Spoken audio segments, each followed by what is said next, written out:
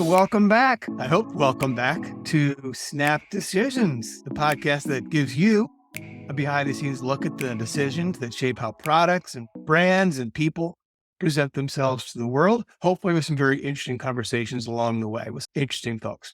Good morning, Brian. Hey, John. So Brian, I have something that's going today for you. Oh yeah, what do you got? Best Christmas gift ever. Ooh, wow. Take a minute. We'll wait. I'm gonna have to say the original Nintendo. Oh, okay. You know, we were desperate for it. My siblings and I. So, What was the number one game? well, we played a lot of Tecmo Bowl and Paperboy, and obviously the Mario Brothers stuff, but Tetris. Million hours on Tetris. So we didn't have an Atari and we didn't have any of the other early video game consoles. So that one was the life changer for us. I wish I could rip the ones out of my kids.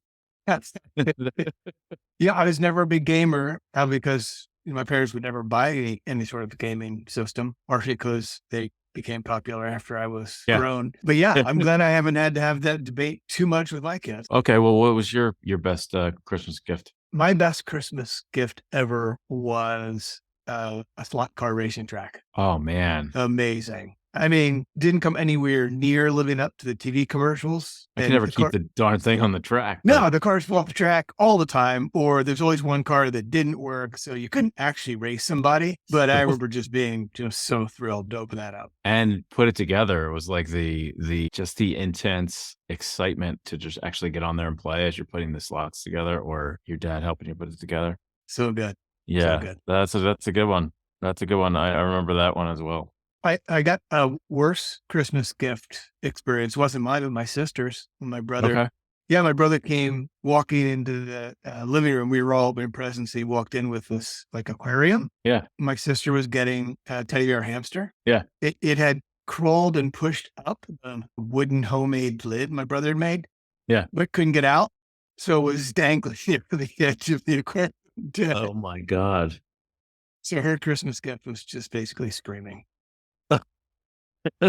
Tortured. It was terrible. My favorite story on a worst gift was after I got out of college, I moved back home with my family for about 6 to 9 months, and for Christmas that year, I got luggage, which was a signal to move out. Wow, not even sort of subtle. Luggage and moving boxes. Yeah, now I sit and wait for my mom to explain that again. Yeah. Yeah. All right. Well, listen, speaking of the holiday season, let's talk about some retail shopping today. And in particular, I know you are a digital marketing guru, but I want to talk about good old fashioned brick and mortar. Bring it. Yeah. So to warm us up, remember back when Barnes and Noble was kind of being demonized as the 800-pound gorilla who killed the small local bookseller? Yes. Yeah. Yeah. And now we're kind of cheering for them as the underdog against Amazon. Kind of amazing. Who would have thought it, right? Yeah.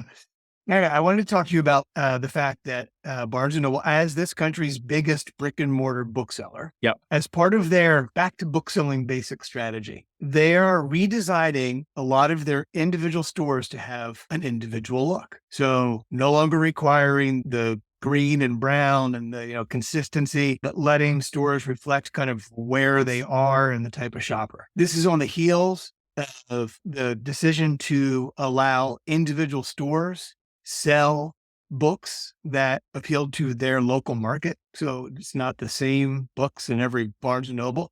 Well, now the stores get to be reflective of a local community and no longer the same thing, store in, store out. Very different from what we've come to expect from a large retail chain. So this is led by a CEO named James Daunt. He founded his own bookstore chain in the UK and then rescued Waterstones, which was Britain's largest bookstore chain. A hedge fund, Elliott Advisors, bought a majority stake in Waterstones back in 2018. And the next year bought Barnes & Noble in 2019 and put Daunt in as the Barnes & Noble CEO. Obviously, this is really counter to traditional retail strategy. So I have a snap decision for you, Brian. Good idea or bad idea? I mean, I think it's awesome. Just thinking completely different and saying, you know what? Everybody always tells us to do this and never it's not working. Like, let's let's flip it on its head and Yeah. say, let's try to go back to at least pretending we're an independent bookstore or come off Yeah. like that. I And that's think, his ethos.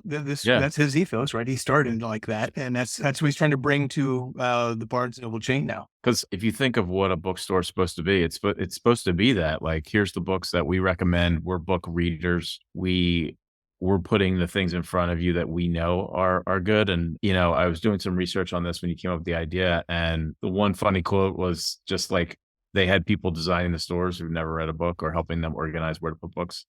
You know, Yeah, And so going back to the heart of who they are and what they're supposed to be, I mean, is yeah, really interesting. I do find it ironic, I guess is the word, on just they're the corporate bad guys and now they're trying to become the independent bookshop. It's yeah. kind of, And even more ironic that a private equity company would come in and, usually they're all about yeah, efficiency and streamlining it. streamlining. This is the opposite, right? Yeah, I'm just fascinated by this because it goes against every single thing that we've ever learned and practiced as marketers. Exactly. You're always trying to find ways to, especially with a brand, be more consistent and Yeah. have that pay off as an experiential thing. And in this case, it's more about just the idea of being that thought leader in books. So I give them a lot of credit for that. I mean, I want to go now and check these out to see what they're like. So Road trip. yeah, road trip. Let's report back on some of that. I did read a funny quote from an NPR article about this. And it was like somebody was saying, they're trying to capture the more intimate, independent bookstore feel when it's still just a Barnes and Noble. But Yeah. but I do love the CEO who you mentioned. He said that they're not having any architects doing any design at any stage. There's no interior designer. I know, right? And they're great. I, Yeah. I circled that quote too. As a brand marketer at heart, I'm with you. Like, my initial reaction was just, wait, we always strive for consistency, and especially at retail. And I love that you said, the identity people would have a complete crisis kind of talking about brand consultants. Yeah. Just because it's breaking all the rules. And I think that's actually one of the reasons maybe this is starting to work, because it is starting to work. According to some Barnes and Noble comments in the New York Times article, the renovation they did in the Upper West Side of New York cost about $4 million and is on track to pay for itself within a couple of years.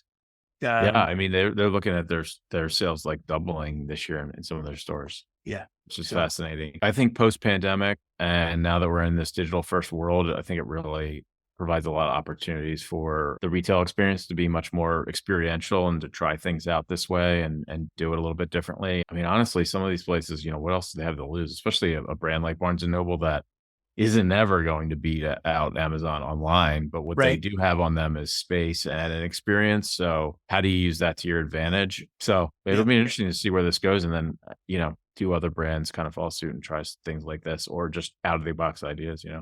I will want to use your last comments there about the idea of creating retail experiences as a pivot to maybe a little bit about holiday gift to anybody who's listening, which is some retail secrets, brick and mortar retail secrets that are designed to make you spend more. I think coming into the holiday season, it's a good conversation. Yeah, I love it. All Go. right.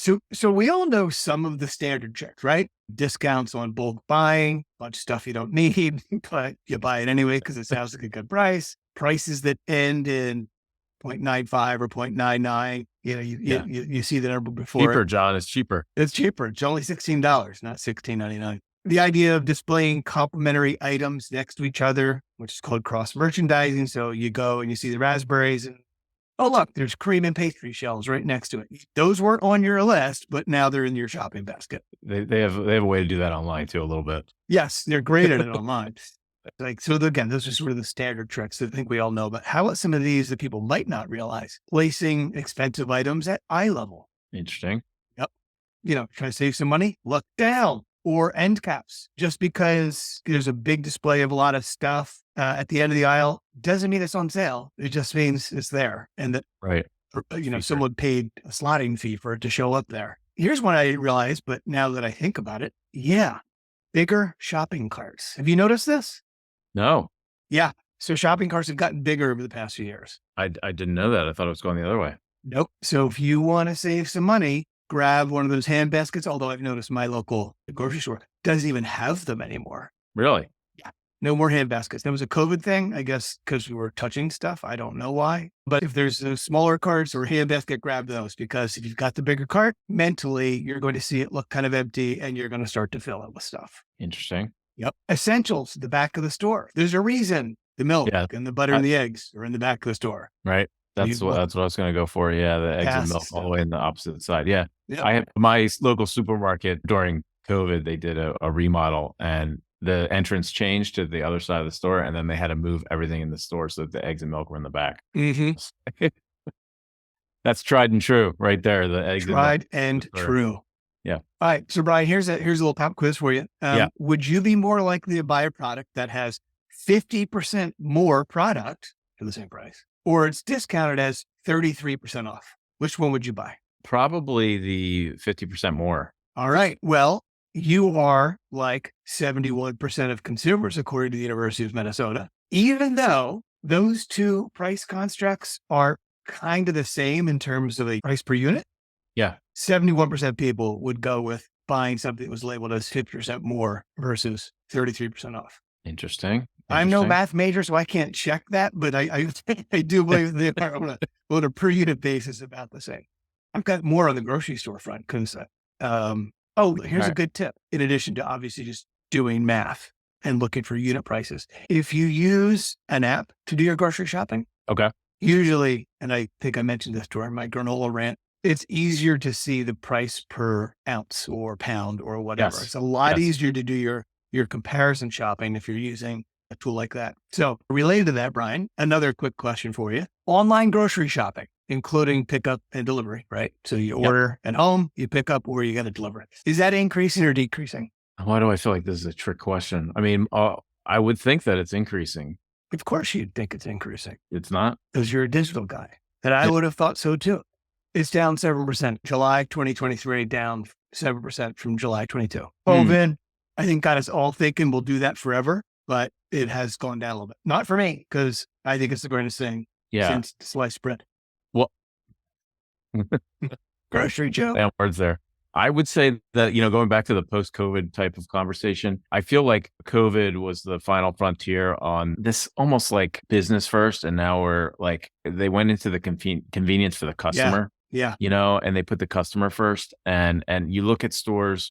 And so in our region of the universe, Wawa, the convenience store, it took them forever to do pickup in your car or delivery because they want you to walk through the store. And, a lot of these stores didn't really put the resources to do it right or to actually make it convenient. Mm-hmm. And the positive thing coming out of COVID is that they finally gave people the option to do it that way and made it okay to do that. And I don't know if supermarkets are going to bury the milk and the eggs in the digital app, but I feel like they've accepted that convenience is good. And with so many options now to buy and to do things, they know that they need to, put the customer first, which I didn't feel like they were fully doing that until COVID. Yeah. I think you're right. And, thinking about my use of the grocery store app, they are getting better at that cross merchandising, putting some stuff in front of me before I get to my milk and my eggs. But that's the biggest thing for me is, in addition to the convenience and the experience is good now, right? It's remained relatively strong.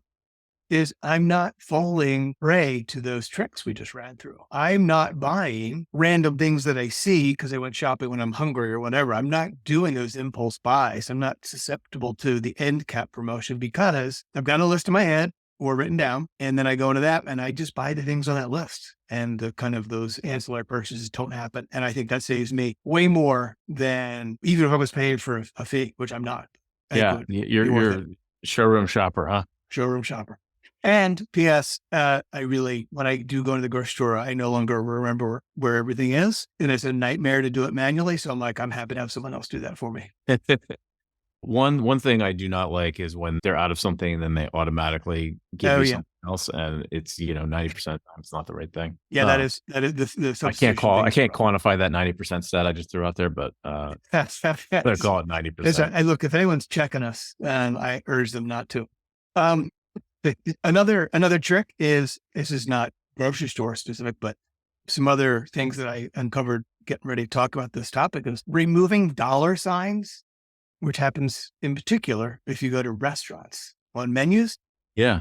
Guess what? Makes us spend more. No way. Isn't that crazy? I would never thought of that. Yep. Some fashion retailers have distorted mirrors in dressing rooms to make you look thinner because we tend to buy things when they make us look good. Yes, yes, yes. I have heard that before.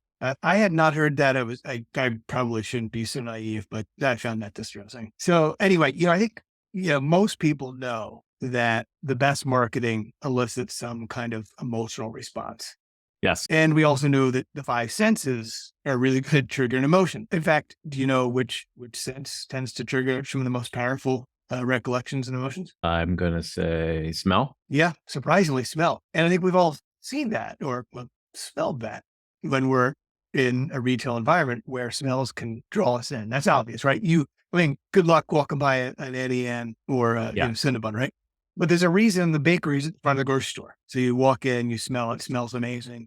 Now you're hungry, you walk around the store, and that scent prompts you to spend more money. Even simple smells are better than complex smells. There's a study by Washington State University that found that like just a really simple smell versus kind of like these layered, kind of hard to identify smells had people spending 20% more at a home furnishing store, which is astounding to me. Yeah. I saw a wild stat by this thing called the Scent Marketing Institute. Yes, I want to talk about scent. Here's a stat. The smell of fresh baked bread Yeah. when it's pumped into a grocery store. This study found that sales in the bakery department tripled. Tripled. That's Yeah. a pretty good jump. Wow. Yep. Well, the whole scent, the scent industrial complex, it's big business, man. I don't think people realize that there are scent machines, retail stores all over the place, pumping in scents, sometimes to create a buying experience like you just talked about, but sometimes just to create a brand experience. For instance, a lot of hotel chains have a custom scent that's piped into the lobby. Yep. And I think Holiday Inn might be one of them. You walk into a Holiday Inn and no matter where it is, it's going to smell the same because that scent's being pumped into the lobby, which may be why Doubletree has warm baked cookies when you walk in too. I wonder if that's part of it. Well, what do we think about this? Does it need to be real? Is it okay that they're doing this artificial smell? I mean, I do like the anti Barnes and Noble consistency here, but yeah. I don't know. Do you feel manipulated? What's your hesitation? It just seems kind of cheesy, but I guess you don't even think about it because that's why we're talking about it, because we don't even think about it. Well, here's a tip. Here's a tip to counter if you want to make yourself a little more immune to, these scents being thrust upon you. Yeah. Chew gum while you're shopping. Really? Yeah. If you've got gum in your mouth, it's harder for you to imagine the taste and the flavor and the texture of what it is you're smelling when you walk by like a bakery or whatever. So like the antidote. Yeah. So especially, some nice minty gum. Next time you're going through the mall, do that. Maybe you'll be able to walk by Auntie Anne's. I saw that Disney, they're known to have an artificial grilled scent applied to their frozen burgers to make them smell fresh. Oh my God. That's and then listen to this. Speaking of scent machines, they strategically place them in bushes that disperse scents of cotton candy, popcorn, and caramel apples. Okay. Now I feel manipulated. That does feel dirty. So that's pretty nuts. So let's go beyond smell here. And by the way, the one other example I did want to mention on when it came to smell is that Panera actually changed their whole operations to bake their bread during the day instead of at night to make sure it smelled like fresh bread all the time. I don't know now. So that was a good one. Yeah. But the other sense here that we should bring up is hearing. So hearing, yeah. Music is obviously just part of the same type of sensory type of experience. I found an interesting report from Mood Media, feeling type company. And so they did a 2019 survey of 10,000 consumers. And here's some interesting stats that came out of that. Nearly half of respondents spend longer time in a store because they liked what was playing on the speakers. And 57% said they'd be more likely to ditch their shopping cart if a store made questionable music choices. Ooh, questionable music choices. Yeah. How's that defined? Like what, ABBA? What are we talking about there? I don't know. Slow jams. I don't know. But you think if you just go with adult contemporary, it'll work for everybody and not really have a point of view up or down. But yeah, I mean, I know music tempo can have a big impact on turnover at a food establishment, right? Well, you would not be shocked probably to know that music is the number one factor in lifting a shopper's mood in the store. Really? Number one. It has over lighting and wow. Yes. It has an overall positive impact on 85% of shoppers. Here's another one. More than half of Gen Z, so 59%, say they've stayed in a physical place longer because they were enjoying the music. And then other interesting thing to me was 4 in 10 consumers around the globe say feeling like the experience is personalized to them makes them more likely to purchase something. So connecting the music to the way that, you like to listen or things that are more personal to you has an impact too. So Fascinating. really interesting topic. And I'm sure as we're interacting with things around the holidays, we'll see a lot of that stuff. That's right. We want to shop at a store. We don't like their music. I mean, just abandoning the cart and running out seems extreme. What should we wear? Earphones? We're chewing gum. We are wearing earphones. Maybe you should put blinders on. What do we do? How do we stay more focused? I don't know about you, but when I'm shopping, there definitely becomes a point where I'm done. Yeah. I've checked out. And so maybe that happens sooner if the music isn't something that I like. But maybe if it puts me in a good mood, I'm sticking around longer. But I definitely hit a wall. I don't, especially if I'm shopping with my spouse or something. So yes. Okay, we'll leave that alone. And All right. I think we've covered most of the census and pretty good conversation on retail. Yeah. What else you got today? All right. So I have a lightning round for you. Ooh, yay. It was a nice little segment we started last time. So I thought I'd keep it going. Okay. So I'm these ready. are quick questions. I want on the spot decisions here.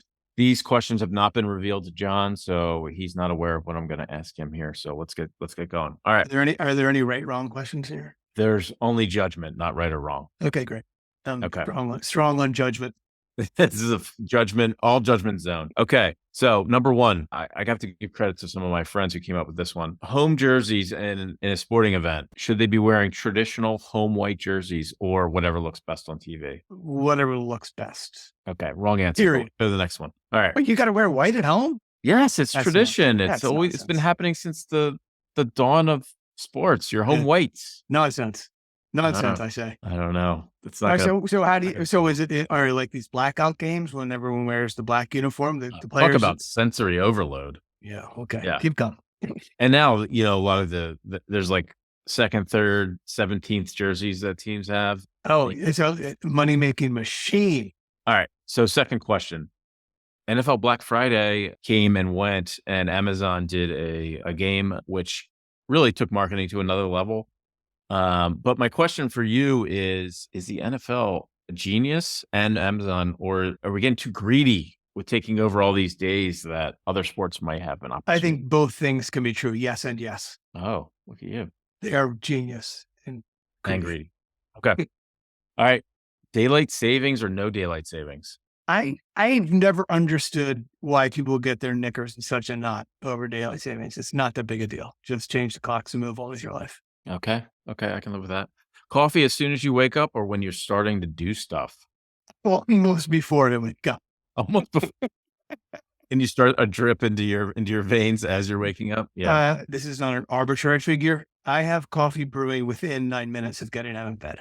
Really? Yep. Do you set an alarm on it or you do it yourself every morning? It's long story why I know that, but I do know that if I wake up at 6 o'clock before 6:10, the coffee is dripping. We should do a data report on this for both of us. All right. Interesting. I don't want to drink a sip of coffee until I'm ready to do something because I love drinking coffee while I love it to kick in while I'm doing stuff. It makes everything right. Okay. Again, both things can be true. That's true as well. All right. Best music period, 70s, 80s, or 90s? Yeah, that's a hard one. It's going to be controversial. I'm going to say 90s just for sheer fun, not quality music, for fun. Okay. I can live with that since I'm a 90s kid, but I think 70s are the best. All right. Like quality-wise, you're probably right. All right. Favorite physical marketing tactic, direct mail or vehicle wraps? Oh, I love a vehicle wrap. Yeah. Mostly because, again, I'm using a statistic, 90% of them are god-awful. And I love it. It is nice to sit around and watch those, right? The bad vehicle wrap gives me great play. Good. All right. That's all I got. Okay. This is good. I thought there were not a whole lot of right, wrong in there, but like you said, and high judgment zone, judgment only zone. Judgment only zone. Yes. I feel like it might be time for my favorite segment, Dear Hopelessly Unattainable Guest. True? Yes, this is true. I got one. Okay, it's your turn. Bring it. I've been seeing what we've been doing to try to get a star and get somebody that's Hopelessly Unattainable. And I don't know where this came from, but I'm inspired to talk to this artist. Her name is Jennifer Lopez. Ooh. So here we go. I thought a really interesting figure. And let's see if we can get her, okay? Okay. All right, so I wrote her a letter. All I want for Christmas is you, Jennifer. Dear Jennifer, J-Lo, Jenny from the Block, you're an icon, a legend, a star. You've worn so many hats in your career. A fly girl dancer on the legendary sketch comedy In Living Color. A singer that has won Grammys and about every other music award possible. A top flight actress that has broken through in dramas and comedies. How about we complete your career headdress with an appearance on our exploding podcast, Snap Decisions? I loved you in Out of Sight with George Clooney. You were amazing in Selena. Who doesn't love guilty pleasures like The Wedding Planner or Made in Manhattan? I listened to Love Doesn't Cost a Thing to get juiced for this podcast. You're the perfect guest for our show. Someone whose life has no straight paths and always reinvents themselves. Our recent guest, Chris Waddell, like you, has been named to the famed People's Most Beautiful People list. You actually won the award in 2011. Let's talk about that, and maybe you can provide tips on how to get my co-host, John Young, also known on Twitter as Philly J.O., on a future list. We're a serious podcast, but for you, we're willing to talk about your personal life. Mark Anthony, A-Rod, and of course, Ben Affleck. So much Ben. Do you know Matt Damon? How many times have you watched Good Will Hunting? In closing, we're here to tell your story, Jen. There's no better place than Snap Decisions in our forum of middle-aged white marketers. Sincerely, Snap Decisions. All right. Nice. I really like your closer in particular. Yeah, thank you. I think we got a shot. I mean, listen, she's already proved she's got dubious taste in men, so why not join us for this podcast? We're the podcast for the stars. We just need that one star to get that going, right? They'll just feed off of each other. Once we start getting some advertising, maybe it'll pay for our talent recruiting firm, and we'll start going after the Tim Cooks and Michael Jordans and J-Los. Sure. Why not? I mean, we'll come to you. We'll come to you. We can do it. We'll do it live in person. Absolutely. I think we offered to go visit Necker Island to interview Sir Richard Branson. So yeah, wherever J-Lo happens to be, that's where we'll show up. Yeah. Hey, and nothing against our guests. Our guests are barely attainable as it is, and we love them. And so I will do a little tease on next episode. We got a friend of the program coming on, and we're gonna have a great episode. Talk about their background, but also get them a little bit more involved in some of our Snap Decisions. So looking forward to that. Same. Yeah, and that'll be good. That'll be it'll pick up on where we left off with the idea of scent marketing a little bit. Oh, good plug. Good plug. All right. Thanks, Brian. Good seeing you. Good to see you. Shut it down. Take care, everybody. Shop smart.